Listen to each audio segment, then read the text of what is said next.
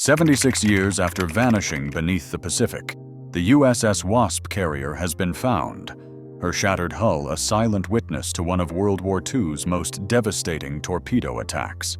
Designed with fatal compromises, she carried the hopes of hundreds before a single submarine sealed her fate. How could America's frontline carrier be lost for decades, and what secrets did her rediscovery finally reveal? In the late 1930s, steel plates and rivets rose along the slipways of Bethlehem Shipbuilding's Fore River Yard in Quincy, Massachusetts. USS Wasp, hull number CV-7, took shape not as a symbol of unchecked American might, but as a vessel pressed into existence by the invisible hand of international treaty. The Washington Naval Treaty of 1922 and the later London Agreements dictated every inch of her design. With the fleet's carrier tonnage nearly spent, Wasp's planners faced hard arithmetic. Fit a full-sized air group into a ship nearly 5,000 tons, lighter than her Yorktown-class cousins. The final blueprint called for a displacement of 14,500 tons, hundreds below her peers. General Board transcripts from those years reveal the tension. Weight saving became an obsession. Armor belts thinned, vital compartments left fewer and smaller, and torpedo protection sacrificed for speed and flight deck area. The hull's sides, less than 4 inches thick in places, could not stop a modern warhead. Fire mains and watertight doors were spaced for efficiency, not redundancy. In the words of one board member, Wasp was a compromise made steel. Launched on April 4, 1939, and commissioned the following spring, she entered the fleet as a marvel of ingenuity and a vessel with a hidden cost. Engineers and officers alike knew her limits.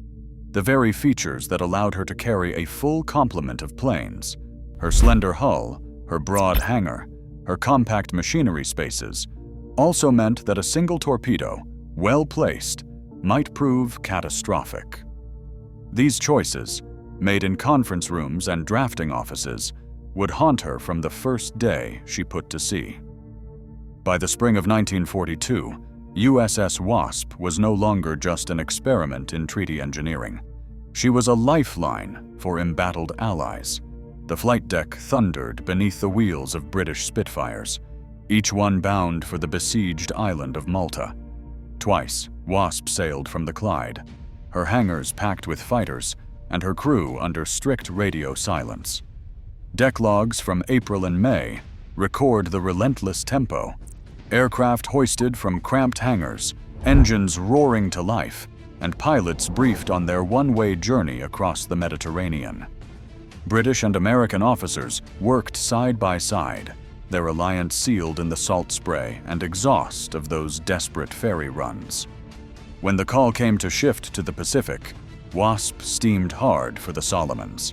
The air group roster swelled with new faces: Navy and Marine pilots, ordnance men, and deck crews who would soon trade Atlantic gales for the sweltering heat of the South Pacific. Captain Forrest Sherman, newly in command, brought a calm authority to the bridge.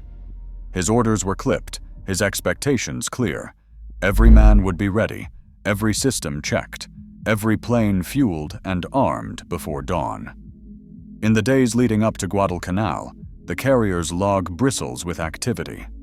Dawn launches sent Wildcats and Dauntlesses clawing into the sky, while the night shift repaired battered wings and refueled for another sortie. Letters home speak of exhaustion, pride, and the constant thrum of danger. Sailors joked over powdered coffee, but their eyes flicked to the horizon, searching for the glint of an enemy periscope or the shadow of a distant bomber. The ship's heartbeat was measured in sorties flown, convoys covered, and the steady hands of men who knew that any day could bring the test they all dreaded. At 2:44 in the afternoon, a sharp-eyed lookout on the starboard side caught sight of 2 white wakes slicing through the calm sea. The alarm rang out. Torpedoes inbound. On the bridge, Captain Sherman's voice cut through the confusion, orders snapping as the helm swung hard to port. But the Japanese submarine I-19 had already set its trap. 6 Type 93 long lance torpedoes, each nearly 24 feet long and packed with almost half a ton of explosive, fanned out in a deadly arc. 3 found their mark. The first slammed into Wasp's forward hull, just beneath the aviation fuel tanks. A split second later, a second torpedo struck amidships, right under the gasoline stowage. The third hit aft, near the engine spaces. The deck lurched as fireballs erupted below, sending shockwaves through every steel beam. Power flickered and died. On the hangar deck, aviation fuel ignited, flames racing through open compartments. Crewmen staggered as the carrier took a sudden 10-degree list to starboard. Water mains ruptured, dousing hope for any real firefighting effort. The noise was deafening, metal buckling, ammunition cooking off, the roar of flames feeding on gasoline and paint. Orders were shouted, but in the chaos, many could only follow instinct. Within moments, the ship's heart had been ripped open.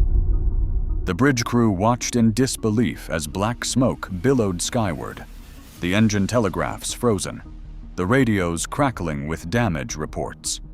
In those first 60 seconds, the fate of Wasp was sealed, not by the number of hits, but by their precision. The carrier's slender hull, designed in compromise, offered no defense against this kind of violence. Below decks, the struggle to survive had already begun. Flames surged through the ship's heart, painting the decks with smoke so thick that men crawled on hands and knees, eyes streaming, lungs burning. The roar of explosions drowned out shouted orders. In the sickbay, corpsmen worked by flashlight, bandaging wounds and dragging the injured toward the open air. Fire control parties fought on, but aviation fuel and ammunition turned compartments into infernos.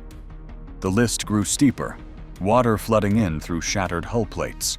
Above, the flight deck buckled and split, sending debris and burning paint into the sea. Captain Sherman stood on the bridge, his face streaked with sweat and soot. At 3:20 p.m., he gave the order that no sailor ever wants to hear: abandon ship. Officers relayed the command down every corridor. Men rushed to the rails, some pausing only to help wounded shipmates or carry stretchers. In the chaos, discipline held. Lifeboats were launched, lines thrown, and life jackets pulled tight. Some leapt into the oil-slicked water, dodging burning wreckage. Others waited for destroyers to edge closer, risking their own safety to haul men from the waves. The destroyer USS Lansdowne closed in, her crew grim-faced as they prepared to scuttle the stricken carrier. At 9 p.m., Lansdowne fired 5 torpedoes into Wasp's ruined hull, sending up a final column of flame. The carrier slipped beneath the surface, taking with her 193 souls.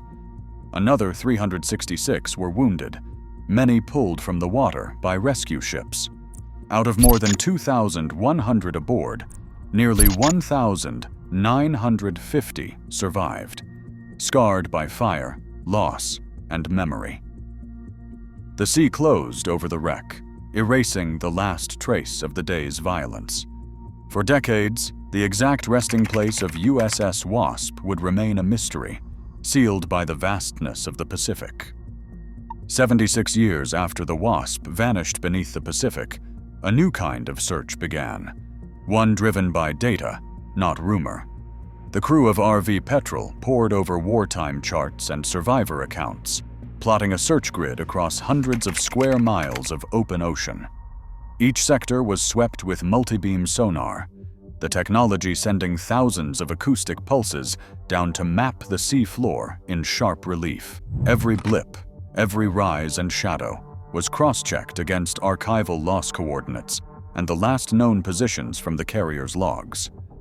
The process was relentless, each pass methodical, each false contact eliminated by careful analysis.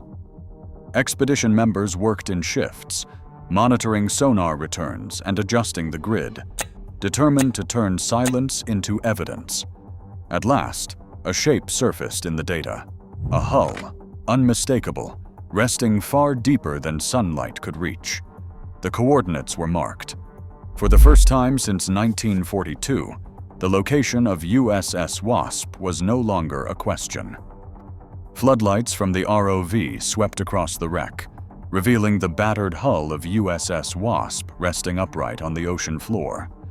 Deep gashes marked the forward and midship areas, scars from the torpedo strikes that doomed her.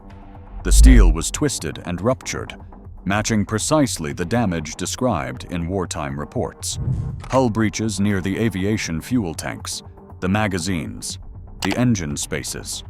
Around the ship, a silent field of debris stretched outward.